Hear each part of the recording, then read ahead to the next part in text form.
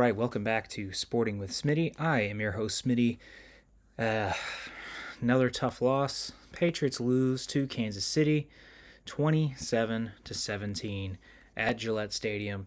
It was just another disappointing game that had some excitement in the first half as usual, but adjustments were made and the offense just again couldn't keep up. The defense again was fantastic to a point, but we'll get into it. So, let's just start it off at the very beginning of the offense. Zappy, again, showed some spark in the first half, made some plays, made some really good plays. He finishes 23-31 for buck 80 to one touchdown and one horrible interception. Probably really what was the sign for things to come for the rest of the game. One of the worst interceptions you'll ever see. Not as bad as Mac, but that was as good of a Mac impression as you can get, really. The run game was non-existent. Nothing more to say about that outside of a Kevin Harris 18-yard touchdown run to make the score at least respectable. The rushing attack was pretty non-existent.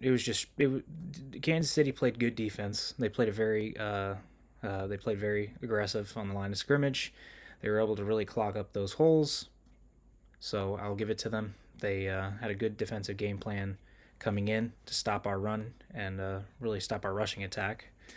One of the few things that's kind of positive about the offense, I would say, is the rushing attack. The last few games has been pretty good. Probably the two of the best, honestly, the best players that played on offense today was one, Hunter Henry, making some just great catches. Great catches. He was getting open. He was pulling down. He was, making plays downfield. Devontae Parker, surprisingly, one of his more productive games as a Patriot. 5 targets, 5 catches, 44 yards. I know that doesn't seem like a lot, but there's a couple of plays, especially on that touchdown drive, where he was able to come down with that wacky throw from Zappy to get the conversion. So I would say, hey, it was a pretty successful day for him. Outside of that, the offense again struggled to make adjustments, and in the second half it was just very disappointing. But today I'd have to give the offense probably a D. Actually, no, never mind. I don't want to give them a D. I don't want to be too harsh, but a C. They were very average. First half they showed a lot of fight, a lot of confidence, a lot of pride. And just unfortunately, Kansas City, they made adjustments at halftime, and that was it. And again, New England's offense struggles to adjust to another team's adjustments. Starting with the defense now. Again, the defensive line was outstanding. Christian Barmore is becoming I think, in my opinion, one of the elite linemen in football. He's shown this year that he has an excellent ability to clog the holes and also bring pressure on the quarterback. He's been outstanding with that this year. He had 2 QB hits today against Patrick Mahomes, which is very impressive because we all know Mahomes has wheels, and Mahomes has an excellent ability to move around the pocket and escape pressure. So Barmore, to be able to get in on him, very impressive. Anfernee Jennings, another great just honestly another great pick by Belichick. I know a lot of people have been harping on the last few drafts for Belichick, but Anfernee Jennings from Bama, after injuring himself or after getting hurt his rookie year during training camp, he's been able to really become a difference maker on the defense. Another guy that is also just I'm very, very excited for, at least for the future, is Mapu from Sacramento State. A lot of people, kind of really don't know too much about him, but he's really become one of those kind of glue guys that you can put in there and really make some plays. I mean, he made a play, stripped, I think it was Noah Fant, and ripping the ball out of his hands and getting an INT, which is, I don't care what you say. I know people are kind of like bad-mouthing Kansas City's weapons, and granted, yeah, they're kind of below average compared to most recent years, but Mapu, anybody that's doing that on a professional level in the NFL, hats off to him. Kyle Duggar again, Another good game for him, 7 tackles. Jabril Peppers, another guy, excellent in coverage. Outside of a couple breakdowns, the offense of Kansas City, again, just wasn't that impressive to me. I'm seeing, I mean, it was more of just throwing into the flat, making plays, um, just making plays behind the line of scrimmage. And that was really it for Kansas City's offense. It really wasn't that impressive to me. Um, Again, I do want to harp on this, but Chad Ryland, yeah, there was a swing and miss on this pick. Trading Nick Folk for this guy was obviously, it's looking like, I know I said, man, we traded basically a 40-year-old kicker for a draft pick, but it turns out that draft pick might be quite the bust because unfortunately this kid, I don't know what it is, unfortunately for him, he just doesn't have it. I mean, it's something to miss a kick, hit the goalposts or just miss it. But he's missing it by 5 feet. I mean, it's wide left, wide right. He is just really struggling to get adjusted. And I mean, it's you can't say that, oh, it's the New England weather, but this guy comes from he was from Maryland, but still, I mean, it gets pretty cold in Maryland in the wintertime, and Maryland has to go to big time. They have big road games like Ohio State and Michigan where it is ice cold, and Michigan State where it's ice cold. So, using the weather and anything like that is really not an excuse. It really isn't. It can't be an excuse. But 3-11.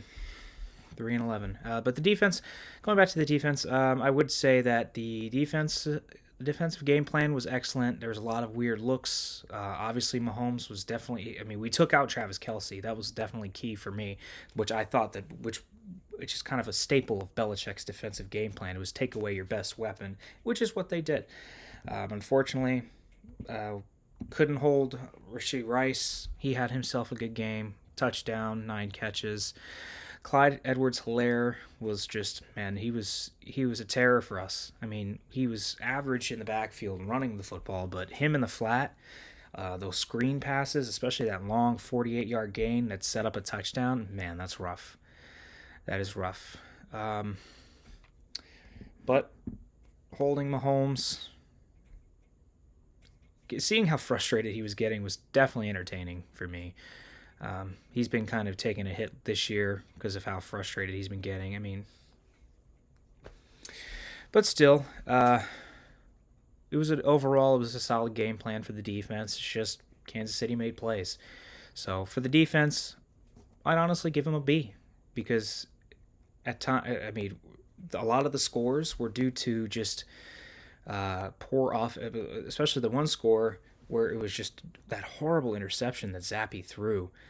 I mean, man, that was just I really couldn't believe it. It was so bad throwing into triple coverage, not only just throwing it into, or not triple coverage, but double coverage, throwing into double coverage, but underthrowing it as well. I mean, I see he was going for Henry, but you don't see the linebacker that's just sitting there waiting for that cupcake. So it was just, man, frustrating, and obviously gave Kansas City a short field, which they turned into 6.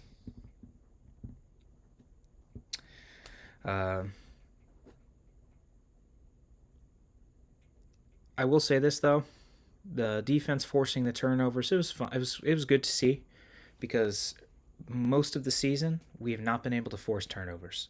It has been very, very tough and very hard to force turnovers this year. And in the last few games, we've been able to do that. 2 in this game, and then 1 in the previous game against Pittsburgh, or I believe 1. Don't quote me on that. 1 or 2. But that's why I say the defense gets a B. They were forcing turnovers. They were bringing pressure. It's just that Kansas City was doing what they do. They were making plays. Now, going to what I was going to say, Kansas City doesn't really impress me this year. They don't look to me like a team like their past Super Bowl run last year or even a few years prior to that. They just do not look like, they don't look as dangerous as they used to. They really don't. Now, I guess you could say the offense is kind of just, it's sporadic. It looks average at times, and sometimes it just looks really bad. But the defense has been able to make plays on the other side of the ball. So, I mean, Kansas City just doesn't look that good. They're not that impressive this year. And unfortunately, with injuries to other teams, the inconsistencies of such like Buffalo, um, honestly, the only team that they still have a legitimate shot to win the AFC. With Cincinnati losing their quarterback, even though Jake Browning has performed excellent, uh, Lamar, I would say this: Lamar and Baltimore, they're the most consistent team in the AFC right now, going into their first big test, really true big test of the season against San Francisco on the road. What a game that's going to be! But and then Buffalo again looking inconsistent. There, you never know when it comes to Miami whether Tua could go down. You don't know. So I mean, there is still opportunities for Kansas City to come in and get to the Super Bowl again. But still, there's just something about them. They don't look all that impressive. Let me know what you guys think about Kansas City below. I'm curious to know what you guys think. Um, do you really think that they're the favorites in the AFC right now? Honestly, for me, it's between Baltimore and Miami are the two favorites of the AFC. Yes, I know Buffalo just curb stomped Dallas, but still, I still think that Miami and Baltimore are the two teams to beat in the AFC and the two teams that are most likely to get to the Super Bowl right now at this very moment. Whether they are able to win the Super Bowl, I don't know. San Francisco is looking like a juggernaut right now. I don't see really. I don't. I think we might be seeing a sixth Super Bowl for San Francisco this year if everything falls their way and if Brock Purdy stays healthy. Now, going on to Bill Belichick, it's obvious that we're tanking. We're tanking. 27-10 midfield, fourth and short. Any other situation, you would say, hey, especially if we were fighting for a playoff spot, you'd say, hey, we're going for it here. We're trying to get some yards. We're trying to pull a miracle out of our ass. Not this time. Not this time. And it's unfortunate because it seems like we've given up. Which yes, I know we have a possible draft. I mean, we have a possible franchise player that's going to be drafted this upcoming April. But it's still. I mean, it's kind of sad to see a great coach like this go out like this. I mean, we've seen great coaches go out with a whimper before, but I mean, it's still sad to see. So, 11 losses, tied for the most since Belichick took over in 2000. So, and I mean, I guess you could say it's coming full circle. It's been kind of a low. It's actually not been a very slow decline, but it's been a very quick decline from from 2019 until now. Brady's final season, where you can kind of see the offense slowly crumbling, and then Tom Brady leaving it up to Cam Newton, who unfortunately, as great as Cam Newton was when he was in his prime, at that point his arm was just done. So, and then going into Mac, seeing all of this, and then I mean, it's crazy. I did not expect such a fast decline like this. So, but it is time for Bill to go. I know there's been a lot of conflicting reports. There have been reports saying that the decision has been made since Germany back in November that Bill was done and that Kraft was willing to move on. But then obviously now we're hearing reports that there's a chance he could come back next season. So it's honestly it's New England. So even with all the crazy reports that were out, like the rift back in the day when Brady, Garoppolo, all that situation, and then between Bill and Kraft, there's always been crazy speculations. But overall, the Patriots have been able to keep everything very, very under wraps. So we'll see what happens when that time comes. Um, Again, you hate to see Belichick go out like this. In my mind, he's still the greatest of all time. I know people are gonna say, "Oh, it was Brady."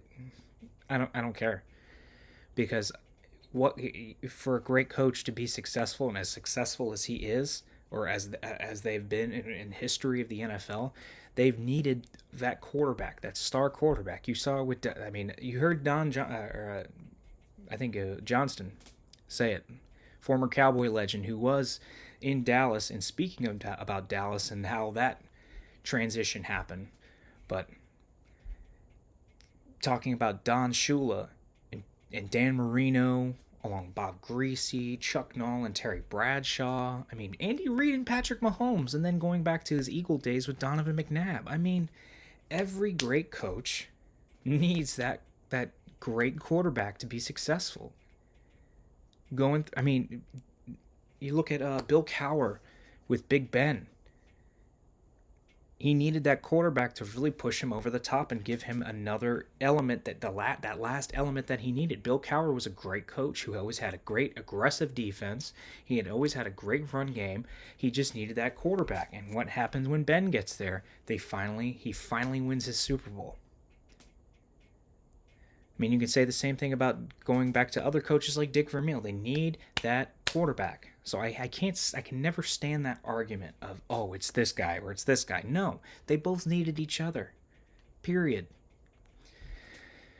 But moving on to next week, and honestly, it's like a kind of like a Jekyll and Hyde type of thing, that a team that we're playing up next. I mean, on the road, Denver, which has historically always been a rough place for New England to play, whether Brady was there or not.